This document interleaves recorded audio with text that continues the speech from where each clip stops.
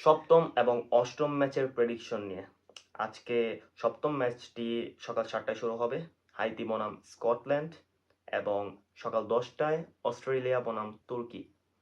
যদিও হাইতি নামটি হয়তো ওইরকম বড় কোনো নাম নয়, তবে তারা বিশ্বকাপ খেলছে এবং বিশ্বকাপ তারা কোনো হোস্ট হিসেবে নয়, বরং তারা উত্তীর্ণ হয়ে এই পজিশনে আসার পরে বিশ্বকাপ খেলছে। অতএব অবশ্যই তারা তাদের নামের মর্যাদা রেখেছে এবং আমি আশা করি তারা বিশ্বকাপে ভালো করবে। তবে আজকের ম্যাচের প্রেডিকশন হিসেবে আমি বলতে পারি স্কটল্যান্ড 2, হাইতি 0 এমনটা হতে পারে।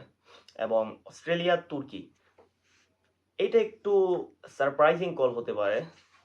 সবাই হয়তো ভাবছেন তুর্কি অনেক বেটার টিম লাস্ট রিসেন্ট কিছু বছরে বা কিছু মাসের মধ্যে। অবশ্যই আমিও মানি তুর্কিতে বেশ কিছু ভালো প্লেয়ার রয়েছে, কেনান ইলদিজ, আর্দা গুলার, এছাড়া তাদের মিডফিল্ড, সেন্টার ব্যাক, গোলকিপার থেকে শুরু করে বেশ কিছু ভালো প্লেয়ার রয়েছে। তবে আমার কেন যেন মনে হচ্ছে এই ম্যাচটি তুর্কি অস্ট্রেলিয়ার সঙ্গে হেরে যাবে। দেখা যাক কি হয়। এই ম্যাচে অস্ট্রেলিয়া 1, তুর্কি 0। আপনারা আপনাদের প্রেডিকশন অথবা মতামত জানাতে পারেন আমাদের ইউটিউব চ্যানেলে sports zone live BD. Thank you very much.